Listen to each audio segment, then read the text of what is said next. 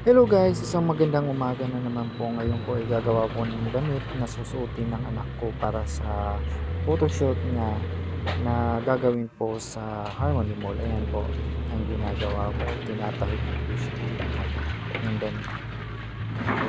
Ginawa ko ng design ng damit.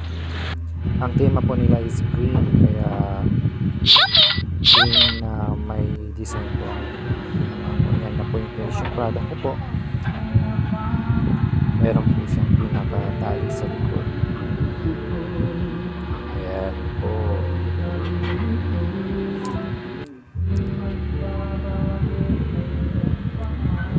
Nilagyan ko po siya ng mga beads at saka mga design na para makita yung ganda ng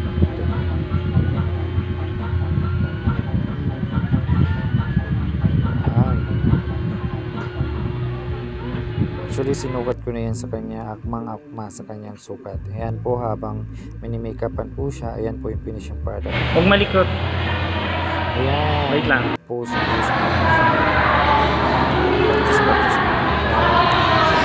Stop.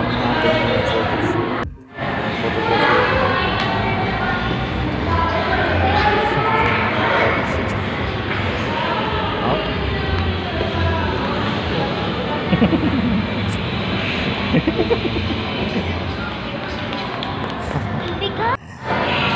siya doon sa likod.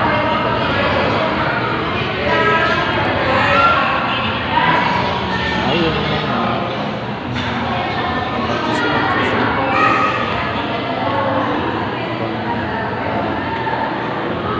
Nanimagan pa yung iba.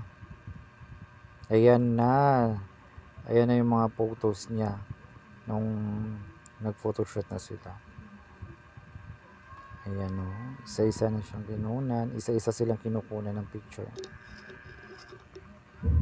Ayan ang result ng kanyang photoshoot. Ayan. Doon sa labas ng Harmony Mall, nag-pictorial po sila. Isa-isa po silang kinunan dyan. Ayan na po ang mga kaganapan na naganap po sa pictorial. Ayan po, maraming salamat. Hanggang dito na lang tayo. See you next my vlog. Salamat po.